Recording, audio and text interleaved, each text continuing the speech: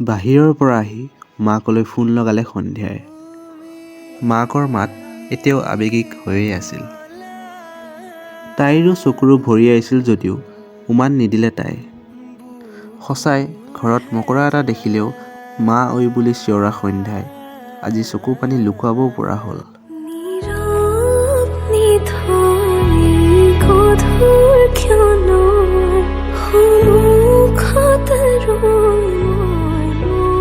ফোনটো থওঁতেই হঠাৎ ছোৱালী কেইজনীমান সোমাই আহিল ৰুমলৈ। বিদিশা ঐ, তোৰ বোৱাৰী চাব আহিছোঁ, ক'তনো লুকাই থৈছ? কি ফটোৱা মানে? বুলি হাঁহি উঠিল বিদিশাই আৰু বাকী কেইজনীয়েও। এইফালে বিদিশাৰ বুকু ধপ ধপ, কি বা কৰে। কিন্তু নাই, ভবাৰ দৰে একোৱেই নহ'ল। গোটেই কেইজনীয়ে তাইৰ নাম আৰু ঠিকনা এইবোৰহে সুধিলে। তাইও উত্তৰ দি গ'ল। এবাৰ ৰিয়াই সুধিলে, বোলো কিবা বোৱা কটা জানানে বোৱাৰী? একো নুবুজি বেঙেৰীৰ দৰে চাই থাকিল সন্ধ্যাই। বিদিশাই হাঁহি হাঁহি বুজাই দিলে যে নাচ গান কিবা জানানে তাক সুধিছে। অলপ চলপ গান গাওঁ বুলি কওঁতে গান গাব পাৰিবা নেকি বুলি তাইক সুধিছিল। বিদিশাই মানা কৰিছিল যদিও তাই নিজে গাম বুলি ক'লে। কম সময়ৰ ভিতৰতে নিজৰ দৰে হৈ পৰা বাকেইজনী অনুৰোধটো তাই পেলাবলৈ মন নগ'ল। সঁচাকৈ তিও বেলেগ, আনৰ দৰে ৰেগিং ইয়াত একেবাৰেই নাই। গানটো গাই হোৱাৰ পিছতে ৰীণাবাই চিঞৰি উঠিল, অহাবাৰ তেন্তে ইউনিভাৰ্চিটি উইকত পেপচি কোলা lollipop Subansiri on the top. একেই সুৰতে বাকী কেইজনীয়েও চিঞৰিলে। তেনেতে দীপাবা দৌৰি সোমাই আহিল। তহঁত কেইজনী বলিয়া নেকি, ফাৰ্ষ্ট ইয়েৰৰ দৰে উৎপাত কৰিছ যে? যাচোন ৰুমলৈ যা, মেম আহিব হৈছে। ধমক খাই ৰুমৰ পৰা সুৰ সুৰকৈ ওলাই গ'ল গোটেই কেইজনী। দীপাই সন্ধ্যাক বেয়া নাপাবলৈ কৈছিল। নাই বা, অলপো বেয়া পোৱা নাই। বাহঁতে ধেমালিহে কৰি আছিল, হাঁহি মুখেৰে ক'লে তাই। মনটো যে মুকলি লাগিল সন্ধ্যাৰ। সময়বোৰ যেন আপোন কৰিব পাৰিব তাই, বিশ্বাস আহিল। কিছু সময়ৰ পাছত ভাত খাই বিচনাত পৰিল।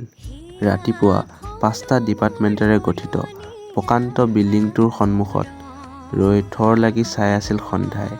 কোনফালে যাব, কেনি যাব একো যেন আওভাও পোৱা নাছিল তাই। এক্সকিউজ মি, তুমিও ইণ্টাৰগ্ৰেটেডৰ নেকি? পাছলৈ ঘূৰি চাই চিনাকি চেহেৰাৰ ছোৱালী এজনী দেখিলে সন্ধ্যাই। মই পিয়া, কালি মেছত তোমাক দেখিছিলোঁ। এতিয়াহে মনত পৰিল সন্ধ্যাৰ। ছোৱালীজনী সোৱণশিৰি হোষ্টেলৰে। হওক তেও, এই অচিনাকি চহৰত চিনাকি ছোৱালী এজনীয়ে সাহস দিলে তাইক। দুয়ো ইংৰাজী ডিপাৰ্টমেণ্টৰ ভিতৰলৈ সোমাই গ'ল। গোটেই বিল্ডিংটোত 5টা ডিপাৰ্টমেণ্ট আছিল। সন্ধ্যাৰ গোটেইখন কিবা তলাতল ঘৰ যেনহে লাগিছিল। ইংৰাজী ডিপাৰ্টমেণ্টৰ অফিচৰ পৰাই কোৰ্চ ৰেজিষ্ট্ৰেশ্যনৰ ফৰ্ম লৈ ফিলআপ কৰিব লাগিছিল। পিয়াৰ হৈ যোৱাত ছাবমিট কৰিবলৈ আগুৱাই গ'ল।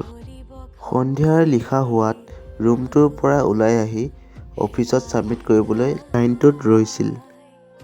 হঠাৎ তাই মন কৰিলে ফৰ্মখনত ৰোল নম্বৰটো ভুলকৈ লিখিলে। বেগটো খুচৰি হোৱাইটনাৰটো বিচাৰোঁতে মনত পৰিল হোৱাইটনাৰটো ৰুমতে এৰি থৈ আহিল। কি হৈছে মানে তাইৰ, ইমান কেয়াৰলেছ হ'ব লাগেনে? চেহ, এই পিয়াজনীও ক'ত বা গ'ল? এক্সকিউজ মি, হোৱাইটনাৰ হ'ব নেকি?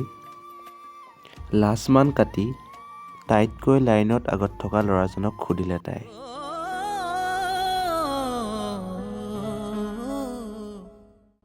কি আচৰিত ঔ, এনেকে মেচিনৰ নিচিনাকৈ বিহেভ কৰেনে মানুহে? এনেদৰে নিজৰ লগতে ভুৰ ভুৰাই ফৰ্মখনত ৰোল নংটো শুদ্ধ কৰি ছাবমিট কৰিছিল সন্ধ্যাই। কিন্তু ল'ৰাজন ক'ত, তাক এইটো দিয়াই নহ'ল নহয়। ঐ সন্ধ্যা, হ'লনে কাম? ক'ৰবাৰ পৰা ওলালহি পিয়া। দুয়োজনী একেলগে হোষ্টেলৰ ফালে আগবাঢ়িল। হোষ্টেল পায়হি মানে পিয়াৰ লগত বহুতখিনি সহজ হৈ পৰিল সন্ধ্যা। সিহঁতৰ হোষ্টেলৰ গলিটোত সোমোৱাৰ আগত এচেঞ্চিয়েল বুলি এখন দোকান আছিল। ঠিক দোকান বুলিও ক'ব নোৱাৰি।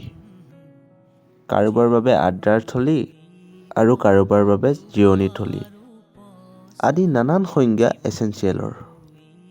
সন্ধ্যাৰ কিবা কিনিবলৈ থকাৰ বাবে দুয়োজনী সোমাল এচেঞ্চিয়েলত। এচেঞ্চিয়েলৰ বাহিৰৰ মুকলি ঠাইখিনিত ওখ ওখ গছকেইডালৰ তলত চকী আৰু টেবুল পৰা থাকে। দিনটোৰ বেছিভাগ সময় তাত ষ্টুডেণ্টেই বহি থাকে। তেজপুৰ ইউনিভাৰ্চিটিৰ প্ৰাণকেন্দ্ৰ যেন এই এচেঞ্চিয়েল। দৰকাৰী বস্তুকেইটা কিনি সন্ধিয়া ওলাই আহোঁতেই হঠাৎ চকু পৰিল ৪-৫জনমান ল'ৰাৰ লগত সেই ল'ৰাজনো বহি আছিল। কি কৰে, হোৱাইটনাৰটো দি আহিবগৈ নেকি বাৰু তাই? কি যে নীলাজৰ নিচিনা কথাবোৰ ভাবিছে তাই। বাদ দে, পিছত দিম বুলি তাই এচেঞ্চিয়েলৰ কাষৰ পৰা গুচি আহিল। তাই আহি এচেঞ্চিয়েলৰ গেটখনৰ কাষৰ পাওঁতেই তাইৰ কাণত পৰিল, অনুৰণৰে দিন আৰু দেই, হোৱাইটনাৰ দিয়ালৈ হ'লেই। অনুৰণ। কিয় জানো নামটো এবাৰ মনতে আওৰালে তাই।